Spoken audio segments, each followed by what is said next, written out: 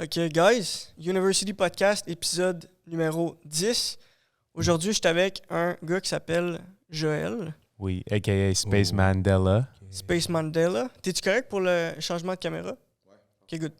Fait que, ça va être un bon podcast, j'en suis convaincu. Je le laisse se présenter, je le laisse parler un peu de lui, on va voir dans quelle direction il va aller. Avant toute chose, je tiens à vous dire que je suis high. OK?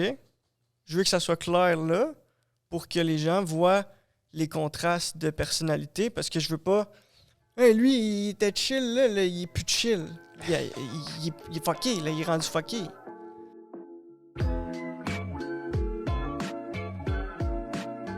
Je vous aime, que de l'amour, University Podcast, connecter la science et la spiritualité. Let's find the right balance between both of them. You are your own university. Hell yeah. YouNiversity. Bring your universe to the city. Bring your universe to the city, yeah. Multi-dimensional society, I don't know. Where can we start? Where can we start? That's a good question. And where do we go from there? Because, fuck, there's so many questions. Yeah. So many reflections, so many things we can talk about. What are we going to talk about? I feel like... well, first thing first, I would like to do this podcast in English. Just to, yeah, okay. Of course. Because I feel like I can go deeper. En français, il y a comme des limitations. J'étudie. Pour moi, oui, comme anglophone. En anglais. Yeah. OK, ouais. Nice. Tout ce que je fais, ben, pas tout, là, mais grande partie, tu sais. That's good. Surtout la philosophie et tout ça, ça passe par l'anglais, tu sais. Oui. Mais là, la Bible, mettons, le livre des Proverbes, Genèse, je commence, mais c'est en français. Ouais. Fait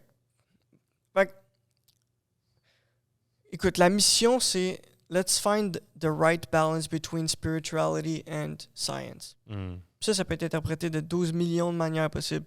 Le petit chapeau, ça représente la science, puis le bonhomme qui médite, la spiritualité. J'adore ça.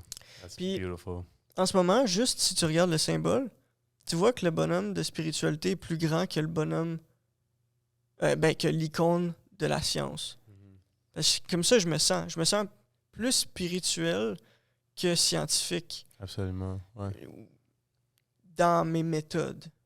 Tantôt, tu disais que tu étudiais Ramdas. Là, tu as dit une des choses qu'il dit souvent, c'est pas rester pris dans une méthode. Ça, pour moi, ça serait rester pris dans ma tête, rester pris dans ma science, rester pris dans mon écho, rester pris dans mon illusion. Il y a plein d'interprétations comme ça.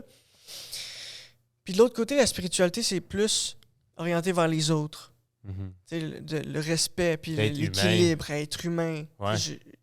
Il y a comme les 10 commandements, par exemple. Je ne vais pas tuer quelqu'un, je ne vais pas faire à quelqu'un d'autre... Voler ou whatever. Ouais. Des règlements de vie. De respect en général. Respect. Ouais. Humain à humain. Yeah. Fait au début, je tiens à parler plus que toi. Ouais, moi, ça parce que I want to set the stage. I don't know where we're going, tu comprends? And when you will start talking, this is when we will start moving together. Oh, it's already moving, you know? brother. Well, in your head, that's the thing. There's a delay in time, you know? Yeah. I'm living this moment right now. Yes. But you're living it. But you speaking or me speaking, it's all the same, you know? Yeah. Yeah. So we moving. I'm there with you. Yeah, I love listening as much as I love having a part in it. Same thing. And that's like, not a lot of people are like you. And I'm saying this in a humble way. And there's this, sometimes it's hard to tell if it's humility or the ego. Yeah. But I don't know the answer to that. When I look at myself in the mirror,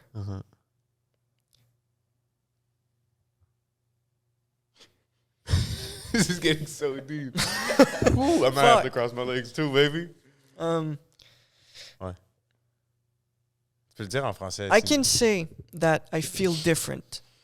I can go and it's hard for me to find people that can follow me into my deep questioning and reasoning and Like, can we argue against each other? Fuck. Please, you know? You're wrong, dude.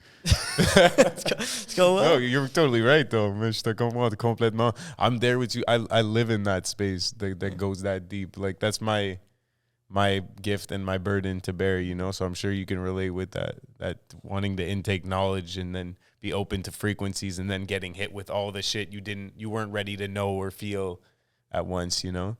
It's part of the goal. Yeah. Yeah. So it's a kind of channeling. You just you give what you take, you know? It's just this we can call it like flow or exactly. It's just the present moment. We can call it peace. We can call it presence. We can call it whatever you want, you know? Not just like whatever you want. Like, no, for si sure. tu Well, dis whatever table, you ça want. marche It's the pas. same thing. Ouais. Tu sais, taking Fine. things literally, des fois, genre, t'interprètes au niveau du meaning, ou après ça, t'interprètes au niveau d'histoire, ou peu importe. Ouais. Des idées, tu sais, c'est des idées dans notre tête, puis là, ces idées-là, c'est comme des croyances.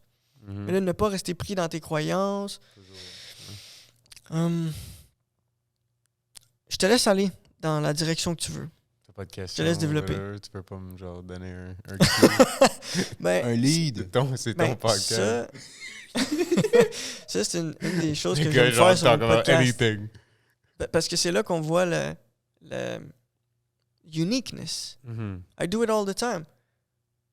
C'est genre, what's there? What's up? What's up? I don't know what's up, but that's the question. So. Space. It's up, it's down, it's all around. Spaceman Dela. Space. Yeah, man. No. Let's see. Do I have anything? No, I put the pressure on you. Yeah. You know? It's not pressure. No. I like to have stuff to work off of. It's just like, yeah. Well, that's a good question. Is it pressure? Yeah. Depends how you interpret it. Yeah. Yeah, everything's up for interpretation. Because if I leave it to silence, yeah, exactly. am I the cause of any decisions on your part? Yeah, totally. I guess we all choose how we interpret stuff like silence, you know? It's like, it can be awkward, you know, when somebody like says, oh, that shit is awkward now, and you're just like, no, it wasn't awkward, but now it feels awkward because you've said it, you know? Yeah, exactly. Sometimes silence is the most beautiful thing, but for many people, it makes them uncomfortable. I'll take it, though. I'll just sit here and stare you in the eyes. Yeah, and just like... Yeah, enjoy the moment. Yeah, enjoy the moment. Because if you're happy in this, you know, if you're able to go in peace or whatever you want to call it, happiness, you're good in that state. Totally. I can stare at you and I'm not going to, like, make myself feel bad. Yeah. Because I'm totally. Here now. Yeah, exactly. You're What's locked the point? in. It's like at some point, the decisions you take become better and better and better, you know? And I kind of have been stuck into this addiction or habit of constantly deconstructing my thoughts and rebuilding them and then destroying them. I call it like just a rebirth. It's like the cycle of life, but in my head. You know, every morning I'm like, I'm going to destroy all the ideas I had tomorrow. And at some point, it's like whenever you find the idea, it destroyed itself. Yeah. It dissolves all the time because you're so present that things change all the time, every day. Yeah, and that's the law of nature is change and chaos. Like, you know, you look at like space. Like I went to the planetarium the other day with my girlfriend, and they have these crazy movies on the dome. You know, you lie back and they take you through these like journeys through the universe. And it's like there's just rocks flying everywhere. Two rocks hit together like hard enough, it creates a cosmic reaction, and life comes out of that. You know, it's like that's what this is. What's happening around us is constant chaos, things hitting together, deaths, births, like at all times. Yeah. And death, birth, not a lot of people want to talk about this. No, because death has been made extremely taboo by Western culture. Yeah. That's the truth. And we all have weird assumptions and kind of like this fear of it, you know, of talking about it. And yeah, I mean, you probably know in Eastern philosophies, death is very much seen as an integral part of life. Death and life come together hand in hand. Yeah. It's like Dios de la Muertes in Mexico, like it's the Day of the Dead. They celebrate it. For us, it's like I made this single cover for one of my songs I dropped last year called Leaves Fall, Trees Die. And, you know, it deals with a lot of these subjects of like the pain of grief and then rebirth and finding light out of that. And the cover is like a bunch of skulls on it. There's like a row of skulls at the bottom, you know, and I can see people's reactions are different. Some people it's like, ooh, you know, like my parents, like first reaction was like, that's dark, you know? And I'm like, no, it's not. Like death is not a dark thing, you know? Like Ram Dass always says, like death is like taking off a tight shoe. It's like, it's like, it never really fit. We get like we're a soul that gets put in a body, you know, kind of like your logo represents. Like the soul is bigger than the body and the mind, you know? And we all get stuck in these bodies and we have to like deal with all the pain and suffering that comes with it. And yeah, but we need to be ready, like, because we have no idea what happens when we die, you know? But you know, it could be the most beautiful thing ever. What's beyond time? Yeah, space. I mean, just go back up into the stardust. It's so like I've been like looking at theories and you know, theology and theories and just science, you know, and comparing both, and it kind of end up like a circle. It's like if everything is interconnected, but it's like a web. I thought at first that it was like linear, Why? and that at one side there's spirituality and on the other there's science, but it's like this. We need them both. Yeah, we need them both. Yeah, I don't know. So it's funny. I've been reading this book. I would 100% suggest you check it out. It's called Braiding Sweetgrass. So essentially, Robin Kimmer, the author, she's basically, the whole book is about bridging indigenous wisdom and modern day science. That's like the whole book. So she starts off talking about, okay, like let's look at these indigenous cultures. Let's talk about their language. How did they speak? How did they animate the world around them with their words? So she was explaining that there's no, when they're addressing anything that's from nature, from natural, like maybe even this table because it's made from wood, a plant, anything that comes from the natural world, they don't have a way to say what is it.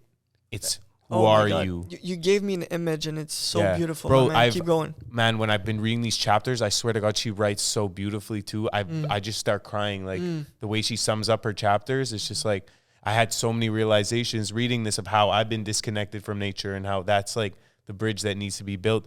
But anyways, yeah, she was saying when they address something like a flower, it's who are you? It's a person. She said, like, look where our language has taken us. Like, it's always it. So what you do when you call it an it is you create an object, you objectify the thing, which turns it then into an opportunity for a resource to come out of it. Trees are not supposed to be resources. They're supposed to be sacred beings that we live with. And if you need to chop one down, you know, to eat, there comes with a ceremony, like to heat your house, whatever it is. So she's essentially saying that, like, she's going into the roots of the language of these indigenous cultures, but not only that, the kind of the myths that come with it, the mysteriousness of it, you know, the all this lore, like these tales of how the earth was created. It created this connection with everything, you know, whether people believe it or not, whether only the kids believe it and the adults stop believing it, or the elders believe it.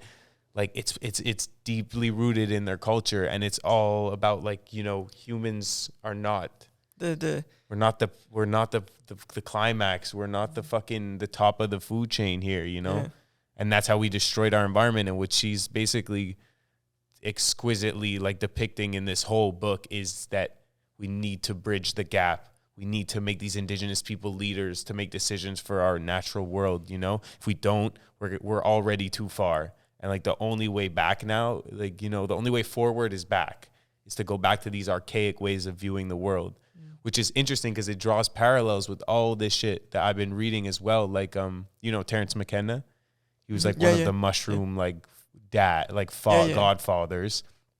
He had this book called The Plant of the Gods, or The Fruit of the Gods, I think. And it's basically all about the stoned ape theory and how psychedelics are essentially, like mushrooms specifically, and psilocybin are like portal to step back to the archaic ways of being, which comes from like these mother worshipping societies. He's saying like we're in a male dominant society.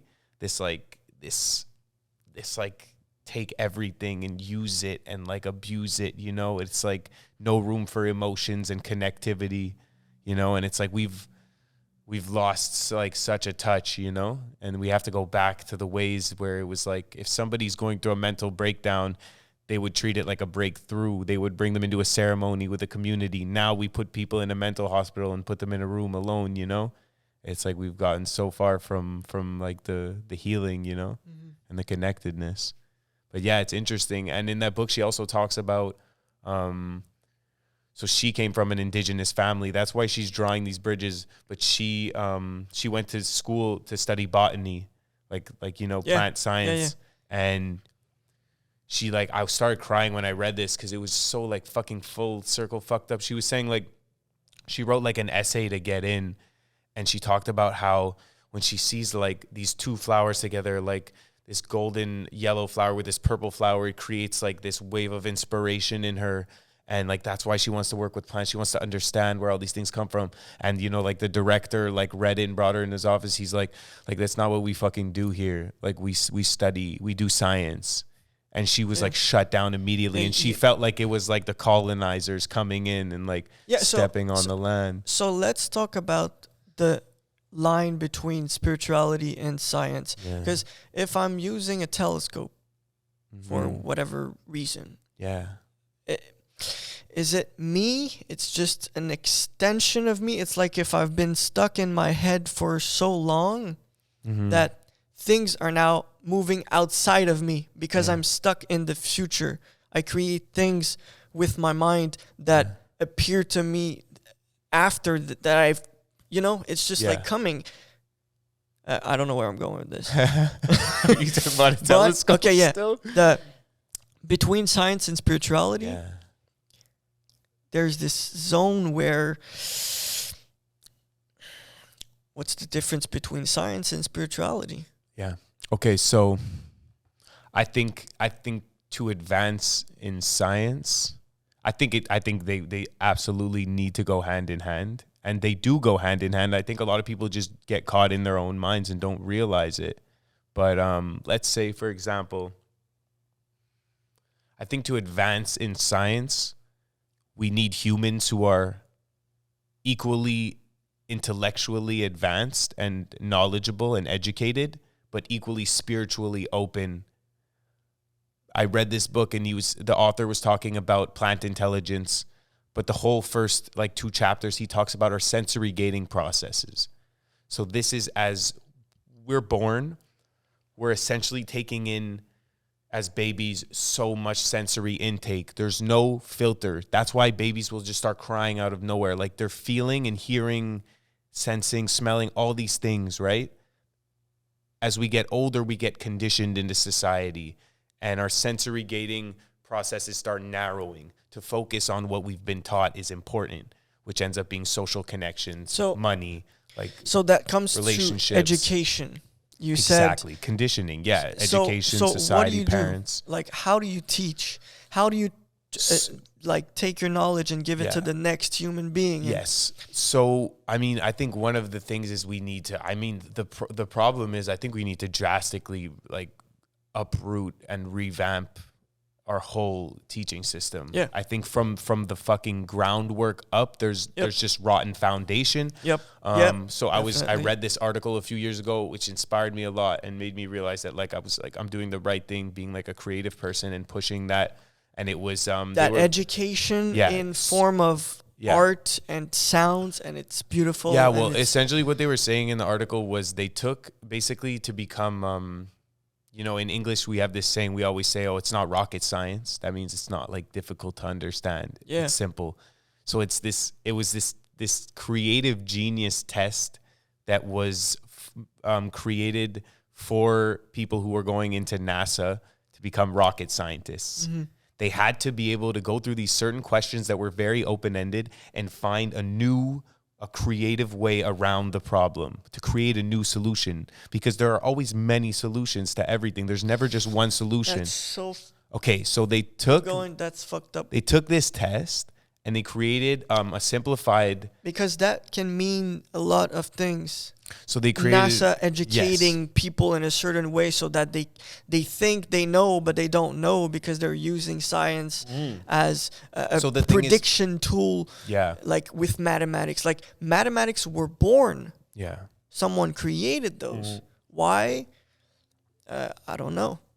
Yeah. Everything's mathematics. Our universe works in mathematics. Everything could fit into an equation is in proportion to something, you know? The equations we can't figure out yet are things like all these quantum things like dark matter and shit. Yep. But that's like, I'm sure in the next 1,000 years, if we don't destroy our whole environment, we'll be able to figure it out probably. Yeah, I think But, so. okay, so With science, I don't know. they give this they create a simplified format of this test, and they give it to a sample population of students, of children, like young children.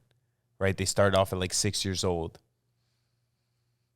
and the number that comes back from the sample is like 90-something% creative genius level thinkers, because children are born these open vessels. It has to do with the sensory gating processes, you know. As they got older, Have you read the book Brave New World? no, but I've heard a lot about it. Aldous Huxley. Yeah, I think so. Yeah, I've heard That's that's fucked some up. good shit. Yeah, that's where I'm at for sure. But yeah, so this guy is essentially, they give it to these kids. They're almost all creative geniuses. They wait 3-4 more years. They give them an updated version, same type of question to try to see. The number goes down by like 12%. You know, 5 years later, they start getting to like 15 years old, goes down by like 30%. They give it back to them like throughout their 20s. By the time they're 30, it's like it goes down to like 14% or something, or like even lower. I think it's underneath 10%. Like, so what they were saying in the article, the interpretation was like this form of education we've created has been so like stubborn on like right and wrong. Yep. Like they were saying, first of all, just the simple action of putting a red X, or like choosing first of all, you choose the color red, very psychological. Red means no, red means stop sign. You put a red X and you write no, wrong answer, right? This implants. Just the symbols that you see. This implants a fear mechanism. Yeah. Every time I get the wrong answer, I fail. I risk not even passing the test and getting through this year. My parents will think I'm stupid. I'm going to be put with the retarded kids. All these things like go into our head, so that every decision we make on a daily basis with time starts getting more and more fear-based. So we start playing within the lanes, within the lines, as our sensory gating process is slimming down on us. We're becoming these like dwindled down versions where we have these tools in our head that can be used for an extensive like changing of everything. We get put into the safe lane, you know? And that's due to the Industrial Revolution, due to the fucking capitalism society we live in that is put on the backs of the workers, and then the rich sit on top of them and eat caviar and shit, you know, while everyone else has been given all the proper entertainment and distraction and the little amount of education to be able to work for a company but not be able to be financially free and have their own ways of thinking, you know? Well, there's a thing called, there's a quote I heard. And it's control leads to compliance, and autonomy leads to engagement. Yeah. If we teach autonomy, just go learn. University, you're your own podcast. Yeah, autonomy is huge. Go read things, go watch videos, go read books. But our whole society is built on the banks, like just the running on financial all system of us. Is definitely, there's definitely a way to make it better. Yeah. All of the systems. Education. I think all of our systems are many completely outdated. systems, of course. I think completely. And it's scary and it's sad and it's like, fuck, like the governments don't really care about this, man. There needs to be a solution, and people have to come up with theories that can then be disproved. I mean, I'm trying to solve something here, you know? Yeah. Like, I mean, I think it takes a lot. It's gonna be a fucking expensive solution. And what governments don't have is money. The governments are in debt. But these motherfuckers owe China like billions and shit. Yeah. You think they're worried about us becoming smart? Il y a des intérêts de conflit en ce moment dans le monde. Tu sais, puis ça peut être... Ça aussi, je peux aller dans cette direction-là. On dirait que c'est spécial. La politique, je suis pas capable de passer from the ground up. Je suis pas... I come from the top, you know? Yeah. J'analyse la politique du haut. Puis... il peut y avoir un conflit interne. Je suis pas en paix à l'intérieur de moi. Je suis encore pris dans ma tête. Je négocie avec moi-même, ou peu importe. Puis, tu peux avoir des conflits à l'extérieur. Toi, tu es en conflit interne. Non, toi, tu es bien interne. Moi, je suis bien interne. Mais ensemble, il y a un clash. Ouais. C'est comme quelque chose entre nous. Non? Puis ça peut être une... Qu'est-ce qu'il y a entre nous? Ça peut être un disagreement. Ça peut être un fact que toi t'as, que moi j'ai pas. Ça peut être une expérience que toi t'as, que moi j'ai pas. Fait qu'il y a un vide ici, puis ça peut créer des fois manque de patience. Yeah. Tu sais, tantôt tu m'as dit, mettons, indigenous people, they look at a flower and they feel the flower. They can feel the differences of looking at that flower instead of that flower. That's fucked up. It's like, a different plane of existence. It's a whole different frequency to live on. Definitely. Yeah. So, when you take that and combine it with our differences, this same thing makes you feel a way, and this same thing makes me feel a way. Or I feel a certain thing about this thing, and you feel a certain thing about this thing. And it's different. So, it creates two bubbles. Two realities. And there's a line between those two realities. Is there? So, yeah, if you question everything, that's where you end up in situations like this where there's paradox, contradictions, and you laugh. And that's one part of life that I've accepted. Like the cosmic giggle. Cosmic ego, that's a good way to... The cosmic giggle. It's like Buddha's just sitting there laughing. You know, the world's burning, and this motherfucker's just like... Yeah. So, man. Is it to reality?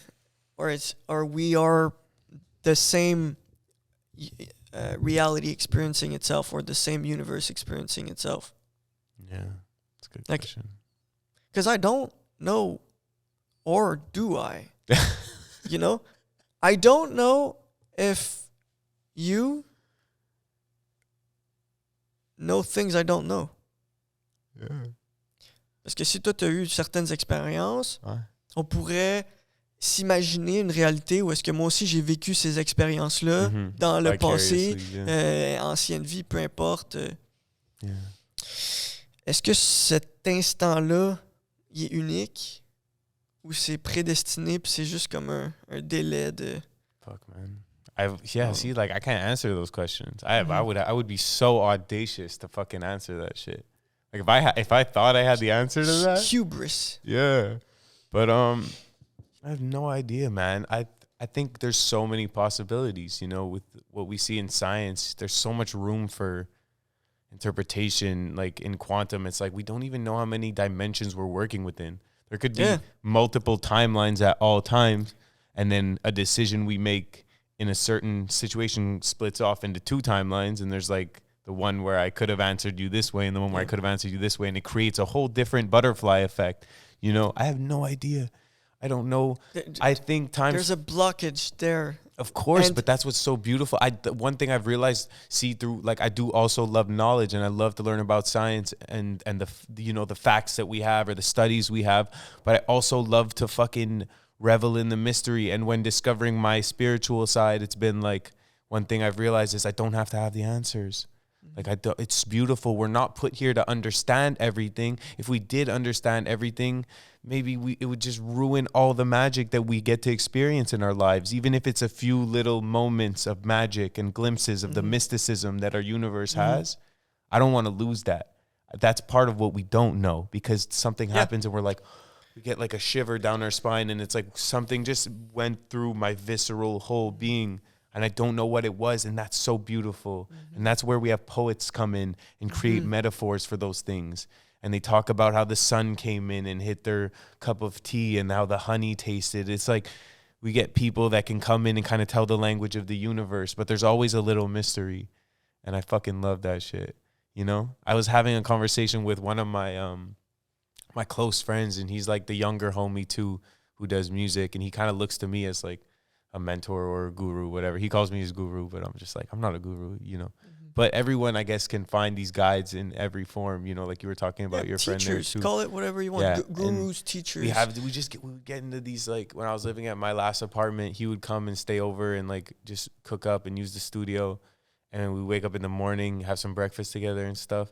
And we would get in these deep conversations, and sometimes the conversation would be so good. Like it would start off by me giving him advice and knowledge, but we would get into such a flow state that like I would be realizing things.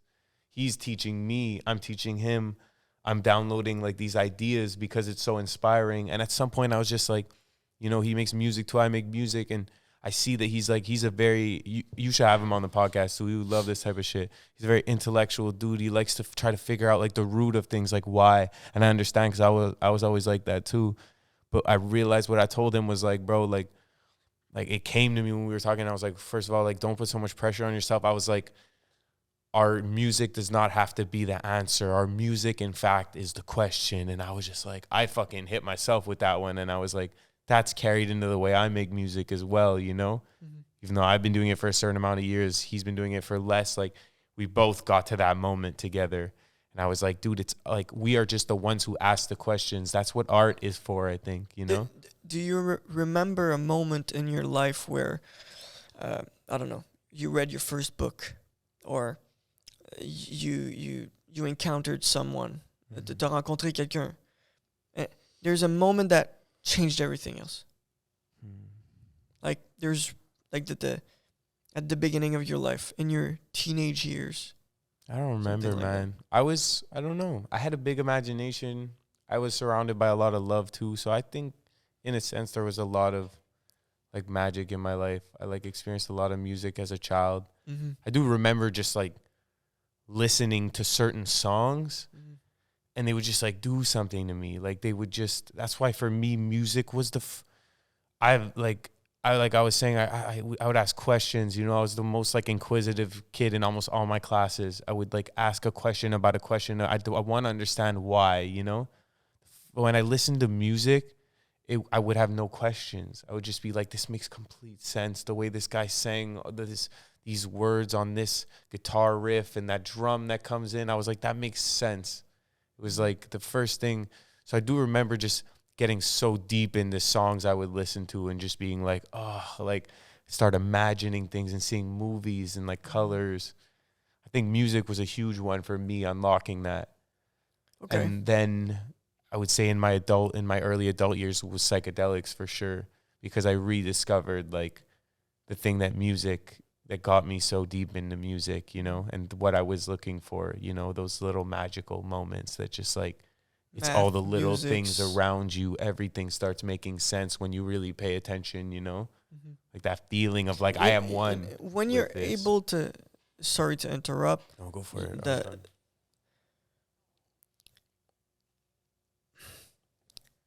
When you're able to speak fluently like this and use words that not a lot of people use, and you're able to play with them, you can freestyle whenever you want. You're freestyling right now. Yeah, that's but my it's life. just that you add a little something and then it just goes and flows, because that's how it goes. And it's for just create. For sure. Freestyle. I mean, yeah, man, life's a fucking improvisational act partly, you know? I think, yeah, dude, learning to, which is a big part of spirituality as well as science, I think, is the concept of these like of momentum and flow states. Now everything is rhythm. Everything's rhythm. Calculated, and it's all there for us. There's a flow to things, and there's a way that things are happening. Yeah. Follow the math. Exactly. My goal is to like keep the channel as open as possible. Yeah. Whether I'm freestyling, whether I'm having a conversation, so that I'm saying some real shit.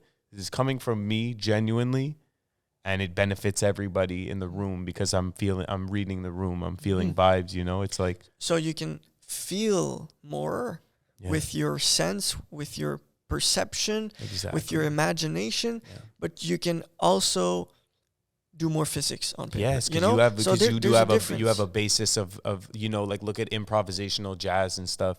These guys learn all the scales. They learn the music theory. A lot of these guys, they went into all of it. They got all the knowledge they needed on paper. But the guys who stand out at the end of the day, they're doing some raw fucking channeling from the soul. But with the basis of knowledge they have, it comes to that when they surrender, all of the knowledge can kind of just slide itself in, you know? Like when I would do these freestyle competitions, I would black out. When I blacked out, I knew that was a good round. Like I would forget what I did. But it would feel in the moment like I was reading off like a teleprompter, you know, like a news guy. Like I'm just looking back there and all the words are coming and I see the line coming 3 bars down, you know, and it's like, it's insane to explain that to someone. Like the way your neurons are connecting, it's calculated, but completely an act of surrender to like the higher power, whatever it is, whatever the flow of energy is, you're letting that shit run through you, but you're using all the shit you wrote, all the 8,000 notes in my phone, they start slipping little ones in, you know, here and there. It's all in the hard drive, but you put yourself in a place where it's kind of like just running a slideshow and it all makes sense. Do you consider yourself special or genius or fortunate to have been born with people like this around you? And, you know, yeah, I think the narrative used to be like more so I'm special and I'm a genius and I'm like, you know, and it's become more obvious. No, it's become more of this gratitude thing now, and like, okay, like I'm realizing like, yes, I got all the right cards handed to me, even though at times I didn't see it that way. In retrospect, I got all the good ones for what I need to do. I was given the right abilities. Having my mother as like the organized, the classical violinist who's organized and like the boss of the house. Then my father, who was like a psychedelic rock star, who's an absolute genius, but a ball of chaos. Amen. But I got both. So my mom's side is all the writers. Lucky. Yeah, right? So I got it all set up. But yo, at the same time, like, honor your parents, like big time, man. I love those motherfuckers, and like you can learn a lot from them. Yo, it's like you were asking before if we do prayers and shit, and like I don't consider it a prayer, but what I do every night before I go to bed, and I started this maybe 4 or 5 months ago. This actually started when I was doing Ramadan. I did Ramadan for the last 2 years. I did the fasting a month, no water, no nothing till sun goes down. And wow, that shit taught me so much. Huge fucking spiritual practice. I would suggest everyone tries, and like, but yeah, it was like when I would have that first bite or the sip of water at the end of the day, I would get like a whole shiver down my body, and it was like so sacred. Like every bite was sacred. So then I just kind of naturally started doing little like gratitude I call it gratitude frequencies. I don't call it prayer. Because when I was a kid and I used to pray, I used to ask for things all the time. Yeah. I was just trying to fill my shit. Now I just release gratitude. I don't ask for anything. Sometimes I say I'm ready. Like, I'm ready, universe. Like, I'm ready for all the blessings you have for me. But like what I started doing with those meals was it just felt so sacred that I had to like give a word, like a thank you to wherever it's coming from, whoever gave me all these good cards. Like, I don't believe that it's completely randomized. You know, my life has felt way too like in sync at certain times where everything starts to make sense that I don't believe it's random. So I started doing these little gratitude frequencies before my meals. This year I started carrying that into my everyday life, whether I'm fasting or not. Right before I go to bed, I do like thank you to the universe for all the abundance, for the blessings. And that's I don't know. It seems to be just keeps rolling in, you know, the more gratitude you put out, the more shit just keeps coming to you. Yeah. There's so many things, man. Yeah.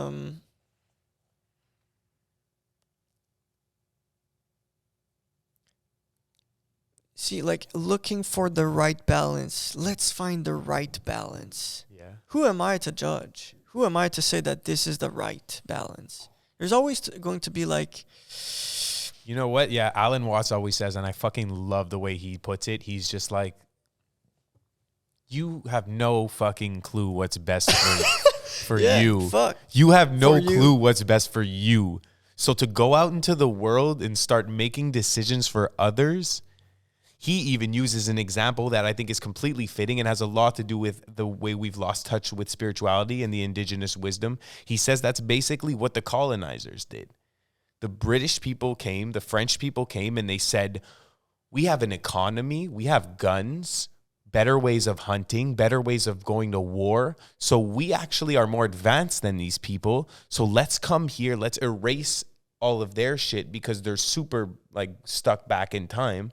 And let's implement all of our shit because we have a more evolved way of living. Because we have a more... civilized, more whatever, exactly. We have more. Like we have money. More what? More, like exactly. More ways Guns of and destroying power. our Exactly. own human nature. But that's one thing Ram Dass says. He says, righteousness is the last obstacle to come into the inner temple. Something like that. Like I'm paraphrasing. Can you say it again? Righteousness is the final barrier to the inner temple. To enter the inner temple. So it's something along those lines. Righteousness. It's convincing yourself that you're doing the right thing. You know, so now we have this big thing, which is like... So the right thing would be not to... impose yourself? Well, there's a balance for sure. I mean, it's like... because you said earlier, you're just open, I don't ask for anything. Yeah. What does come? Yeah. What's coming? You know, your intention or from outside? Yeah. Or just like there's no transmission of anything between the cosmos, ego, and your ego. Yeah. And you just like, but I don't know the intentions of the cosmos, ego, call it whatever you want. Yeah, the higher intelligence. I don't know. Is he think that imposing shit- things I think- on me or I think not? that shit's gonna...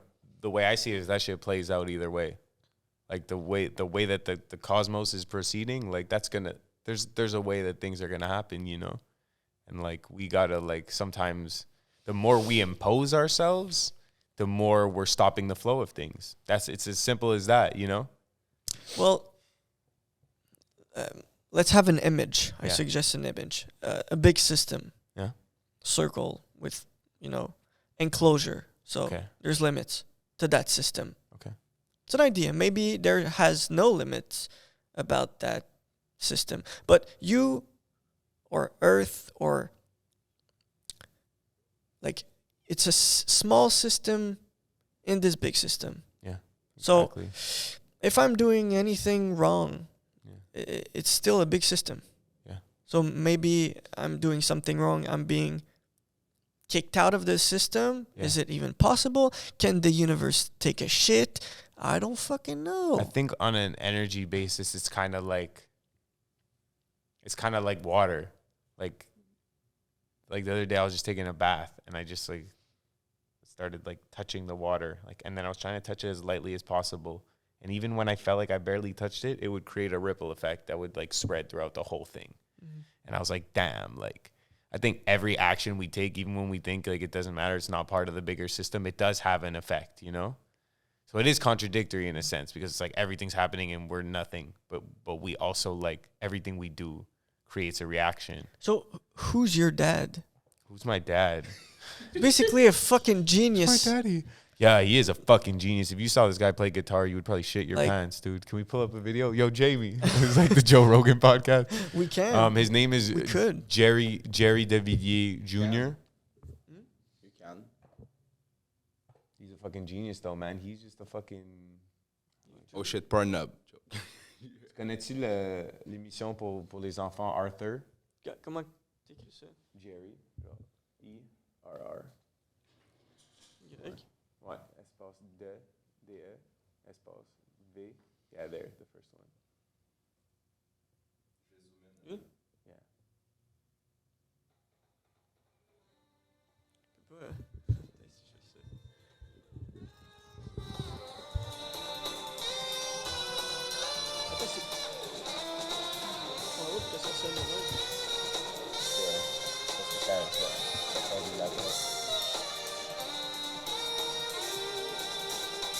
joues de la guitare?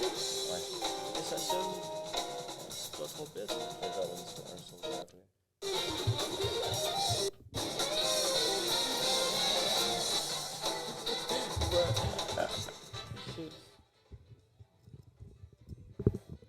What's going on? Bro, c'est un fucking Attends, je vais OG. faire pause là, mais. Yeah. Ben ouais, bro, shit. Ouais, mon père, c'est un fucking legend, man. Ben, tu parlais Arthur. Arthur, l'émission d'enfant. Oui, je connais. Every day when you walking down the street, la chanson. Ok, Everybody c'est... that you meet. c'est le C'est mon père guitariste? qui a écrit la musique pour ça. Damn. Yeah. OG. Crazy. I don't know. What? Life is special. Life's fucking special, dude. The cards that we have been given Yeah. are all different. Mm-hmm. To go back to Terra, McTerrana. I can't remember. Terrence McKenna. Yeah, Terrence McKenna. He studied, like, I don't know how it's called exactly, but the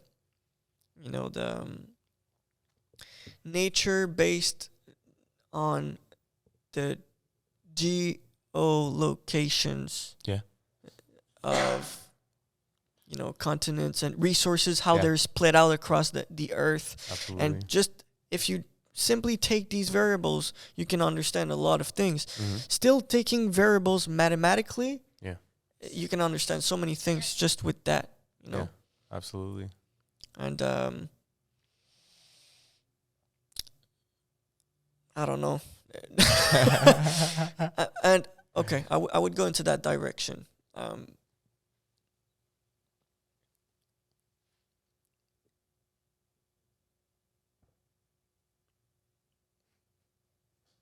What's up? What's up? Yeah, maybe the answer is It's a freestyle. In a freestyle. Is in a freestyle. What do you think about this podcast? I like it. Like Very it? chill. Yeah. Have you come to podcasts? Like, have you been guests in other podcasts? I've been guests on a few podcasts. MTLIVT, bro. MTLIVT? Yeah? Yeah. MTLIVT Podcast? Définitivement. Yeah, I've been on a few podcasts. Yeah, I enjoy it. T'as-tu ton podcast à toi? No. You should. Ouais. You should. Yeah. T'aimerais-tu avoir un podcast à toi? Oui, mais je pense qu'il y a juste genre tellement de monde qui font des podcasts. Fait que, je sais pas. Maybe one day. Tu le ferais comment? Chill vibes, on fume du weed, freestyles, talk about random shit, go into philosophy and stuff, music. But you have a little bit off-talk taxi, no? Ouais, off-top taxi, ouais. C'est Off-talk taxi? Off-top taxi, c'est genre le freestyle show where we just drive around, me and my friends, and we rap. So it's kind of cool. It's kind of like a podcast, yeah. We can I could implement more like talking and stuff, you know. Mm-hmm. I do little intros and little funny moments and stuff. Mm-hmm. But yeah, it is cool. I think it's a very like vulnerable way of kind of getting deeper in the mind of like a lot of these freestyle rappers I know really well. Yeah. Yeah. So what's the difference between freestyler and non-freestyler?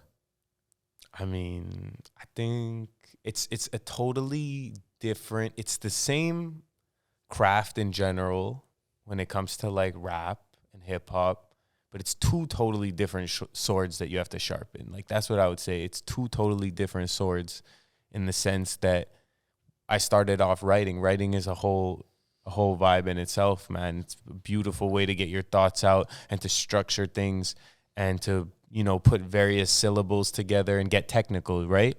But like we were talking about, there's this surrendering and channeling aspect that is so important in music, you know? And because you can sing like so one thing I wouldn't understand shit. Yeah. Understand with words. Maybe I can understand you.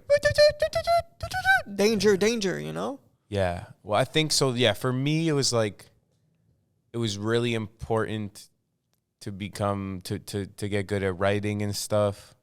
But then, you know, I've just found like I would get into situations when I started doing it and people would start knowing about me and it would be like I'm at a party and people ask me to rap and stuff, you know, and it's like I don't know. I don't know if it comes from my father and his father as well. They were both great jazz musicians. I don't know if it comes from there, but I had a part of me that just wanted to. I caught glimpses of like the way I could come up with new flows and cadences in my head when I wasn't writing, because when you're writing, you're stuck to a method, you're stuck to a structure. You know, it's easy to get stuck in the same thought pattern. If it's on paper. But when you start improvising, you have all these these new ideas that start coming in your head, these like expansions of your creative abilities. If you're open-minded. Exactly. And if you're closed-minded, maybe you can end up like going on this, rigid path for sure. Yeah. I mean, it's different for everyone. I realized like I would start recording voice memos of just like when a song would be done on the radio and the beat was playing at the end, you know, when I was 13, 14, and I would just be like saying some stuff, and it was like the words weren't there, but the flows were really interesting. So I was like, I kind of started trying to incorporate that. I started, me and my homie Steven, we used to like bring our car to like this arena parking lot near our house, like in Longueuil, and we would just like smoke and just freestyle for hours. It's crazy because beats. I've done this a lot in my young like year, like 16 years old, 17 years old, in the garage with my friends, smoking weed, putting random beats. Totally. He had a mic. He had so beautiful, but man. we never posted anything. That's okay. And we just like had some fun. Yeah. But one of my friend, he has something I don't have. Yeah. Like a schizophrenic part. Okay. That's good for a lot of things, and that's bad for a lot of things. Yeah. So, but if you're able to control that, it's a strength that you have that no one else does. Totally. Yeah, and that's one thing I've noticed as a rapper. Like you say, what's the difference? Like, there's so many like rappers that can write and can like when they're in controlled environments, they can create. But then when it comes to like on the fly something new, that they don't have that, you know. There's only a few of us that really have that ability, or have both, you know. Yeah, or both, 100%. Both in the balance between them, you know.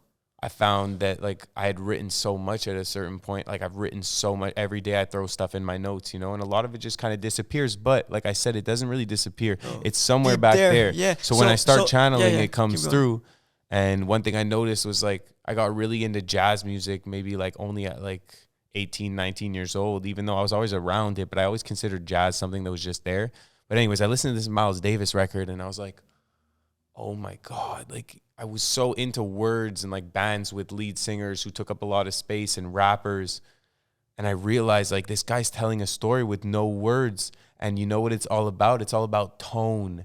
And then I realized that a lot of the vibrations we send out come through our tone, you know? The words are one thing, but without the tone, it's like, it's lacking something. So I started diving deeper into that. And through improvising, you start using your voice in different ways where you're not like as stuck to. It's crazy. Yeah, for sure. Unbelievable. Yeah, man, it's super. It's the most beautiful thing ever when you're able to channel and get in those zones. So what are you talking about when you say channeling? Because I've heard this. Yeah. This term, and I've had a guest on the podcast on episode I think 3 or 4 with Rum, and first time speaking with this guy, I'm on a Zoom call with him, and for 4 hours he's channeling dark energy, negative energy. Whoa! I had never seen that before. What did it look like? Like, was he like? He's like tweaking a little bit. It was like talking to the phone, a fake phone. He was just like, you know, channeling. Yeah. That's my understanding of channeling. He was like, don't you ever call me again. You know, it's not going to work. It's not going to work. Puis il est dans l'émotion, là. Puis moi, je suis là, je regarde ça pendant 4 heures. Je dis rien. Puis je suis comme, toi, t'es fucking courageux, man. Lui, il est courageux, ce gars-là. I don't want to bring that dark High energy respect for this guy. Puis après ça, il dit, yo, des fois, ça me prend genre plusieurs heures pour me rebalancer, tu sais. Ouais. Mais c'est sa méthode à lui pour expand, tu sais. Feel it all, yeah. Sa méthode. Ouais. Don't get stuck in a method. Yeah, 100%. You don't want to get stuck in the dark energy method, though. Yeah, because maybe at some point, you'll start like going too intense. I'll talk about mushrooms. There's some dark like, energy in mushrooms. If you do too much, definitely. Even And doing a little, I felt a lot of dark shit. And it's if you're not able to control it, it will control you. So I did from like 5 grams to 9 grams. My 9 gram experience was like extremely challenging. Yeah. Like the dark energy, like it wasn't me. Yeah. I wasn't there. I was there, but I think you know what channeling is. there was a gap between my actions and my thoughts. Yeah. Like, do this, do that, you should. It was going all around. So fast. Couldn't control the mind, imagination. Yeah. You know? And then there's the part of me, I was just sitting there. Yeah. But I was thinking about like everything. Like killing people and like, you know? Yeah. And I should take a knife and at the same time I was negotiating with my girlfriend. Do you think I should kill you? Maybe we should all die together, right? Tonight is the best night, right? There's no other best night. Why would there be a better night? Puis là, c'est comme le narcissiste compassionate là. Je l'ai expérimenté, puis ma blonde, elle l'a expérimenté en tabarnak. Ça fait peur. Yeah. Imagine-toi quelqu'un qui est pris là-dedans constamment toute sa vie, puis il sait même pas. Il s'en rend pas compte. Il finit par tuer du monde. Sure. Puis il pense qu'il fait la bonne chose. Mais si t'es capable de le... Righteousness? Yeah. But, yeah, there's always this gap between what is right and what is not right. If I'm saying I'm right to think that this is not righteous, is it still righteousness? So how the fuck do I get out of there? Intellectually, I like to understand things intellectually, and then I can live them. I think I can do both. Yeah, I mean the first step is like it sounds very simple, but it's complex. Is to disable all your prejudices, all your judgments, and all your preferences. Because you looking at someone else and saying like that's not the right way to live, like that comes from like a hole inside yourself, you know? Because really, like it's like who the fuck knows, you know? It's like I saw this guy on this podcast and he was talking about like he went and lived in Indonesia for like 7 years, and he was talking about arranged marriage. And he was saying it's funny how quick people are. As soon as you bring that up in like our society, it's like, that's fucking horrible. They force people to get married. They don't even have their own choice. And he was explaining that it's like, that's not how they see it there. They don't experience it like that.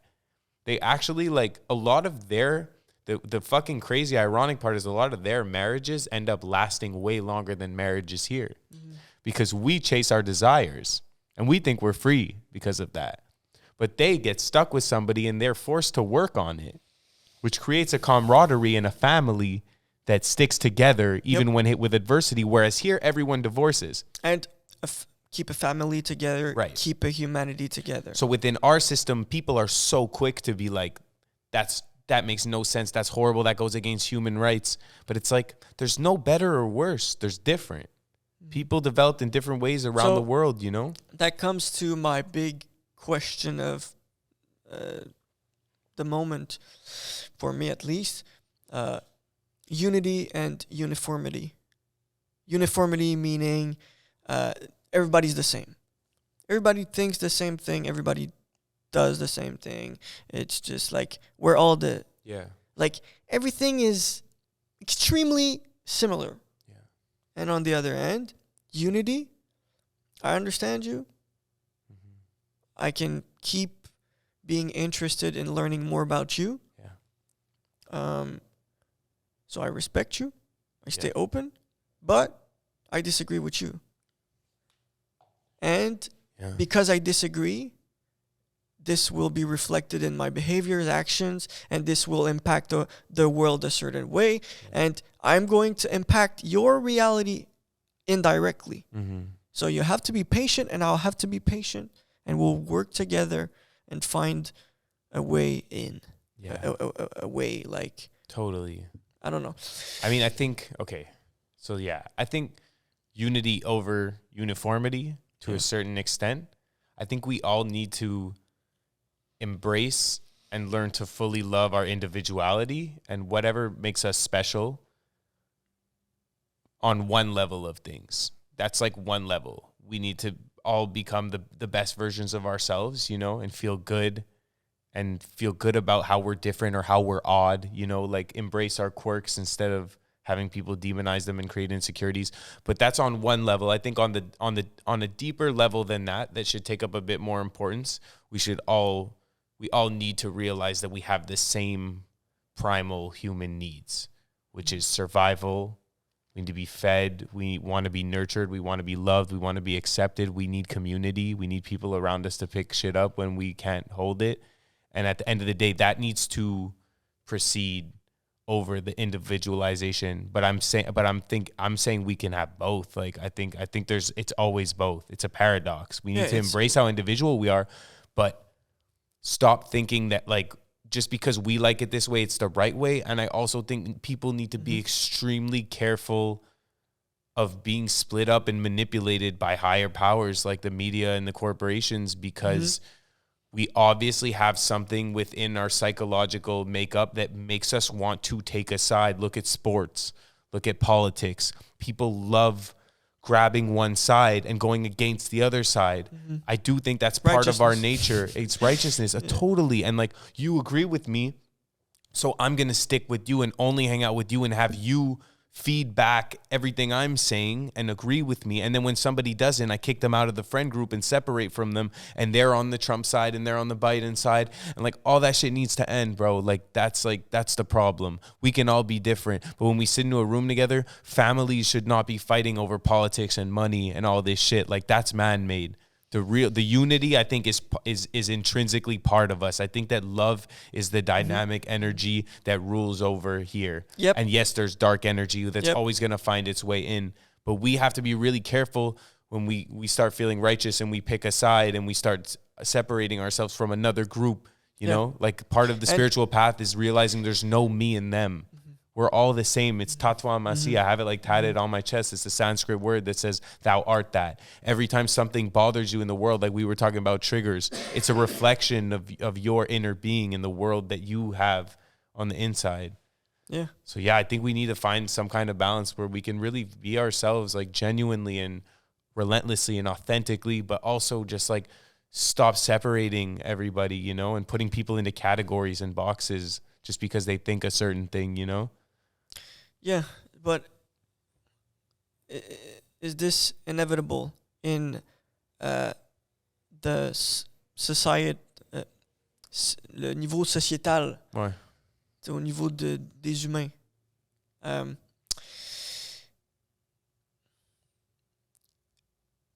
va se séparer, on va se spécialiser. Une partie de la société va être plus connectée avec la nature, une partie de la société va être plus connectée avec la technologie. Puis the yin and the yang are constant balance, 100%. That's for sure. Si tu trouves la balance entre le yin et le yang, tu peux grandir plus rapidement. Exactement. Parce que tu n'es pas en train de toujours questionner l'autre. Tu es juste comme... Tu as questionné l'autre, tu as fait une boucle, parfait. Totally. Maintenant, je l'utilise, c'est un outil, tu sais. Yeah. I think a big part of it is like, it's kind of like what we were saying with the indigenous knowledge and the trees. It's like, if I look at that tree like this, I am in a large amount of myself that tree, and we are made of the same thing. It's going to be harder to cut it down. So same thing as like me and you get into a debate right now. We're looking at each other as fellow humans and part of the same system. So why would I want to hurt you? You know? But the problem is when you start getting too isolated, that's when people can go to war and like destroy villages, and then they can convince themselves that they're on the right side of things, you know? And I think that's the tendency that we have. That's an animalistic tendency we have to go to, you know? And I think animalistic tendency. For sure. Meaning like, it's it's war is somewhere animated. in our primal imprint. There's something about war and competition, you know, football. Like a lot of sports they were war games. They started out as like another way to establish dominance, and like, but I don't think it has to be that. I don't think sports have to be that. Like, I don't think, you know, it's about communication and empathy and compassion and being like, okay, like whatever this, how hard the situation is, this person's frustrated about something, something's going on, they're not, please, like, we can communicate about it instead of just like triggering each other all the time and setting off bombs, you know? Because it just creates bad energy and it just damages our land more, you know?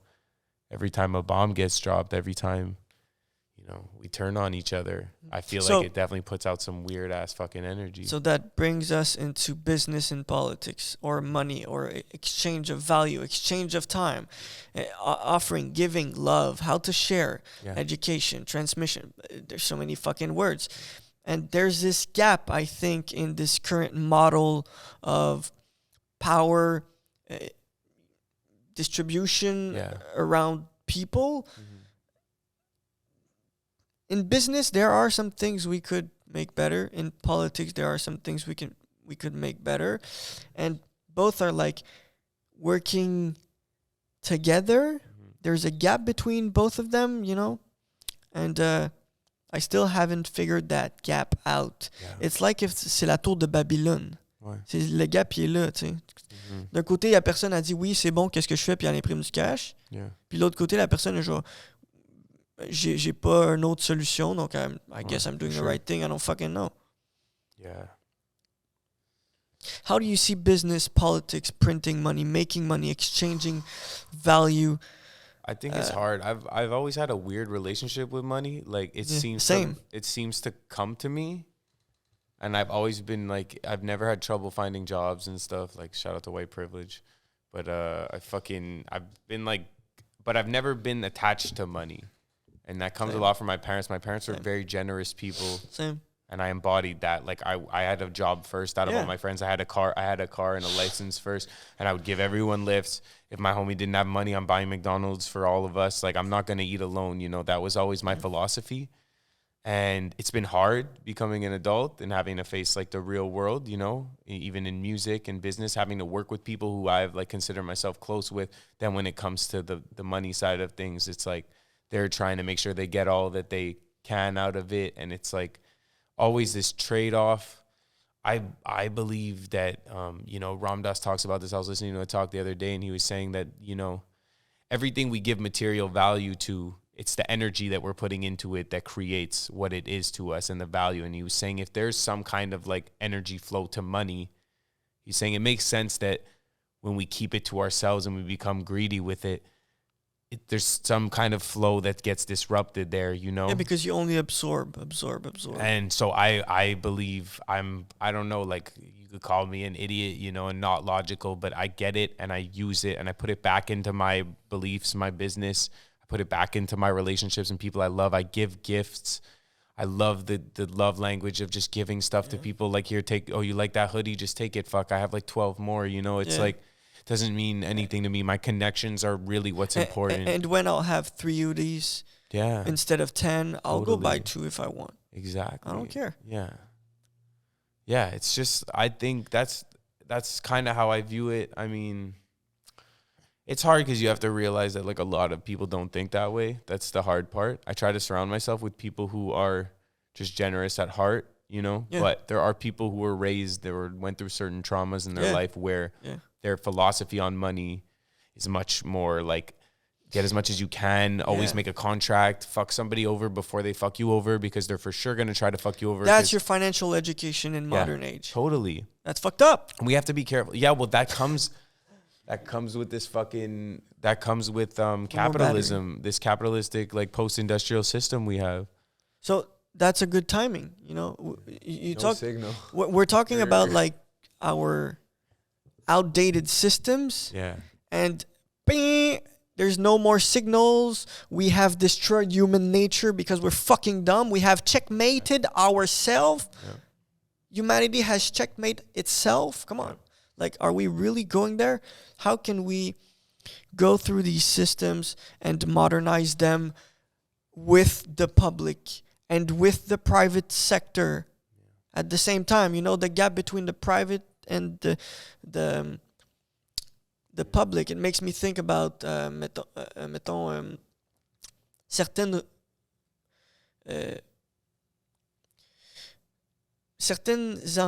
certains enseignements sont seulement offerts quand tu as un certain âge. On va te donner... à un certain niveau d'income. Ouais, ça aussi. Ouais, puis il est là le lien, tu sais. Tellement de barrières, yeah, there's barriers everywhere. Si on peut créer un financial system based on temperaments, like the temperature of your atoms, or the frequency. Oh, you're a 536, I'm a 322. Yeah. You know what I mean? Yeah. And trying to figure that hertz qui est différent. Is there a difference? Can we actually vibrate at the same frequency of? But what's this? I mean, what's that's the like same that's frequency? that's a bigger like goal to reach. I think the first thing is we have to start implementing stuff. Firstly, like mindfulness. I think it's crazy that mindfulness would be like peace. Mindfulness is the act of like meditation, like all these breathing techniques. It doesn't even have to be meditation, because meditation is a word that has all this spiritual connotation. But literally, if you look at neuroscience right now, meditation has been proven to make people more effective, more confident, more calm and collected. Because we know as soon as we get angry or frustrated, all of our neurons cut off and we become like animals and we want to fight and we want to bite and we want to, that's the worst state we can be in. That's why wars start and stuff. So first of all, teaching kids how to disable the stress systems and gain control of their nervous system. That's the biggest thing. Bring your heart rate down. Get the blood out of your head, get back grounded, then you can make a great decision, and then you won't fight back because you realize that kid gets hit at home, and that's why they're bringing that shit to school, and you don't have to do that because you don't come from the same thing.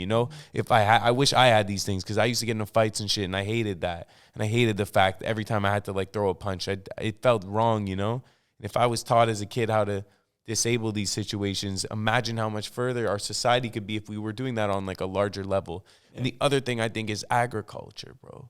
But that's part of the system that wants to keep us down. If they taught us how to grow things, you know how much power that would give us, man? I've felt it in my adult years. I recently started working in gardens and stuff, and like... Is it... Sorry to interrupt again. Is it like power? I'm not quite sure how... Like, I've never been in love with gaining more power. Yeah, but I'm talking about power as in like we were saying, like being autonomous, like power, empowerment more than power's not the right word, but I'm speaking of things that would empower us as spiritual individuals in society, like learning how to work with the earth.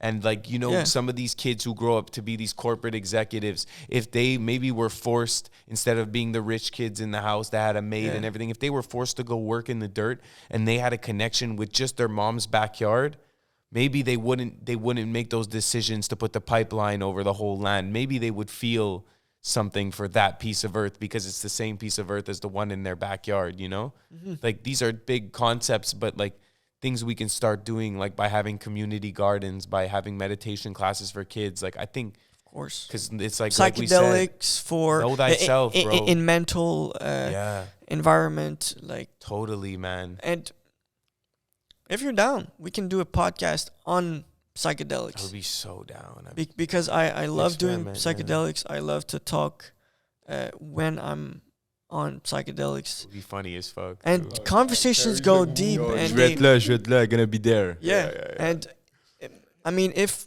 YouTube shut me down because I do things like this, I'll go on Rumble. I'll find another platform. There's that one dude. Have you ever seen that guy who like tells all of his acid stories, and he tells people how to like, if you take too much, how to like come down off of it and stuff. He's brilliant. Like, he literally documents and films all of his trips. Awesome. And he gives you tools. And he gives like a recap. I know. He's brilliant, bro. It's like, it's probably saving lives right now. He teaches you kind of what to put in your body if it's too much for you. And how to, what's his name? I forget his name. I'll get it off my homie. Because there's a guy I watched a lot. Ouais, je pense qu'il fait comme des psychic structure. How to take drugs and everything. Like, so I think we're talking about the same guy. Shout out to this guy. Shout out I would love to invite him him here. I was playing RuneScape while watching this guy. RuneScape, yo. Shout out RuneScape. Of course, I'm definitely a RuneScape player. RuneScaper. D'Office? No. You know D'Office? Maple Story? Maple No. Story, yo, I remember that shit. What's that? Dragon Quest, Maple Neopet. Dragon Quest, Maple yeah. Story was an Dragon OG Quest. PC Yo. game. RuneScape, RuneScape? Mais toi, Non, t'étais un Maple nerd au Story. secondaire. Yo, yeah, man. Same thing for me. Yo, nerds, Yeah. je suis encore... Moi, I c'est- wasn't really. That's the thing, man. Sorry to interrupt, but yeah, man, I was a nerd and on parlait tantôt des addictions, comment se reconnaître. Ouais. Mais moi, une addiction, c'est comme les jeux vidéo. C'est pour ça que j'ai arrêté de jouer. Ouais, That's why. Je me suis reconnu, j'ai vu qu'est-ce qui me rendait addict. of course. Une fois, j'ai joué à tu sais, le stick RPG. You know that? C'est comme en fait, c'est t'es un bonhomme, puis tu crées au début, t'es t'es un villageois, un étudiant, puis tu peux comme être un gangster, un mafio, un mafiosi, puis c'est c'est une application là, sur le fond, bro. J'ai passé genre 8 heures de temps, non, straight, là. Me too. Des Bro, fois, là, te dis. ça finit plus, man. Fou, man. J'ai- J'étais jamais into video games comme ça. Bro, j'étais le pire. Moi, j'étais toujours le gars qui était comme... À chaque fois que quelqu'un trouvait un jeu, fallait que je le download puis j'y pète la gueule. Ouais. Genre, j'allais tout faire pour être meilleur que lui à ce petit jeu-là de Ouais, téléphone. Puis après ça, je lance le jeu. Je suis comme, yo, check ça. Genre, 456, t'es un esti de malade. Je suis comme, ouais, j'arrête de jouer. C'est comme... A beat the Ça, record. c'est just mon to background say. de comme righteousness. Ouais. C'est ça ton Wanting addiction. to win. Tu comprends? Wanting to win, Wanna be right, absolutely. Là. Toi, tu t'es rendu At all niveau 100, costs. tu trouves ça Ouais. beaucoup, mais x10, fuck off. Ouais. Bang. Fucked up. I don't know. Excess. Le premier livre que j'ai lu, c'était 10X Rules de Grant Cardone. Ça a vraiment shape mon... C'est comme si tout ce que j'avais dans ma tête, ça fait x10 de même. Ouais. Bang. J'ai comme un gap. Ouais. C'est comme... c'est comme, oh shit, my life On passe changed. les fois de 1x à 10x, one shot. One shot. Ouais, c'est exactement la même chose avec stick RPG ou tout des trucs comme ça, man. Je vais tout le temps de 1x à 10x. I mean, tu sais, YouNiversity, je le pars avec cette mission-là, mais je veux que ça me suit. Si à un moment donné, je fais fuck ça, là. Ouais. Je change la mission, je change mes missions, tu sais. Peut-être que trouver ma mission, ça va être pour toute ma vie, mais ça se peut que ça va changer, tu sais. C'est Puis, sûr que ça va changer. ça se peut. Mais sûr. righteousness, the temple, what's in the temple, I don't know. You don't know. It's gonna So- change though. The temple changes. Y a-tu d'autres temples? Ouais. T'en as plein, Il y en a dude. plein. I don't know. There's one right there. Fait que mon point, c'est... En ce moment, j'invite du monde. Des invités. J'ai invité ma mère, j'ai invité mon père. Tu sais, des fois, ça me tente d'inviter du monde. Ouais. Puis, il y a une autre partie de moi qui me dit, je ferais un podcast, mettons, avec quelqu'un comme toi. Mhm. Toi, tu serais vraiment quelqu'un avec qui je serais comme... OK, là, on peut parler de n'importe quoi. Yeah. Là, je peux arriver avec 4 livres de philosophie, puis on se parle, puis on random pick des mots, esti, puis Sure. on On fait interprète des trucs freestyles là-dessus, tu and comprends? shit. Puis on rappe sur ça. Whatever. Moi, je peux faire du beatbox ou l'autre, il peut faire du beatbox. Ou... Tu sais, ici, c'est un environnement. Il peut y avoir du monde. Puis, c'est pas... Il y a Le une BLKBOX.MEDIA, man. BLKBOX.MEDIA. Où tu crées des shit. BLKBOX.MEDIA. Partie de moi qui est genre, toi, t'aimerais-tu ça avoir ton podcast à toi? Mettons, YouNiversity Podcast. Genre, tu viens quand tu veux, puis Ouais, tu ça pourrait règles être dessus, cool. genre. Yeah. I don't know. Ouais, ça peut être cool. Could be Je suis fun. down. If everything's set up, bro, I'm down. Yeah. Yeah. Je sais pas, tu sais, peut-être que tu pourrais inviter des invités, parler des sujets. Parce que tantôt, t'as dit pas de podcast. Tu sais, je veux pas que ce soit mon podcast. Non, c'est un podcast qui est sur tous ces sujets-là. Je pourrais avoir Pour des l'humanité, épisodes si t'es c'est down, quasiment, for sure. c'est même pas mon podcast, tu comprends? Spaceman C'est comme un peu Dela le- taking over University. Mais c'est un peu I l'idée am du the captain Bitcoin. now. I mean, fuck, if you want to drive the boat. Let's tu sais. go, baby. Drive the spaceship. Yeah. Fait que, Sick, ouais, bro. I guess qu'on termine là-dessus. Sick. Puis, Where we can find Spaceman Dela. yeah, definitely. Yeah, so where can you find me, bro? I be everywhere. I'm omnipresent. But on Instagram, Twitter, TikTok, at Space Mandela. I have the handle on all those. Facebook as well, Space Mandela, even though, you know, no one really uses Facebook anymore. Find me on Spacebook. And Facebook. spacemandela.com. Motherfucking Off Top Taxi, new page I started recently. It's a pilot project. And I may be an intern soon at YouNiversity. So maybe we'll see how it goes. You'll have a new professor. Yeah, exactly. That's the point. Yeah. We need more teachers. More teachers, bro. And Fuck you can yeah. teach the way you want. Singing. I like that shit. Classes, texts. Oh my God. I want to bring conference, like events. bring some kids on here and interview them. Same. Ask them some like and interesting some questions. old people too. Old people are the best. Old fuckers like those old fuckers got tell some me shit. your life, and the entire podcast he's just talking blah blah blah blah blah, blah, blah, and you're like, what the shit. fuck is Yeah. I have I bring long my friends conversations with Trini my grandpa. grandparents and stuff like that. Yeah. I don't know. That's sick, dude. So I'm fucking with it, man. Yeah, let's fucking do it. Let's do it, man. And I want to end on a little something. Okay. And we're about to figure what that thing is. And you close the gate. Okay. When I feel ready.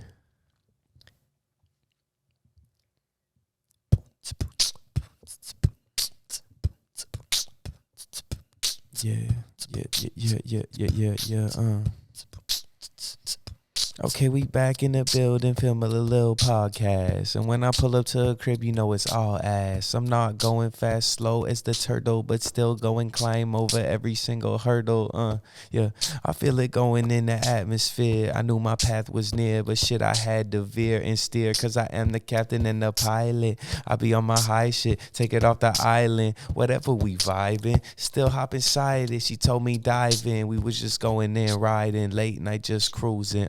Evolution, no illusions. We just want to spread the revolution, take away the pollution in the oceans, rolling with the waves and the motherfucking motions. Acapella. Yeah, caught in my emotions, but I had to go in and give him this braggadocious. Oh shit, my God, I'm smoking on the loudest. Shout out to my mama, she the proudest. And I gotta do this for the team one time. Dust Gang, yeah, we represent the dreamers. Yeah, the dreamers. The dreamers.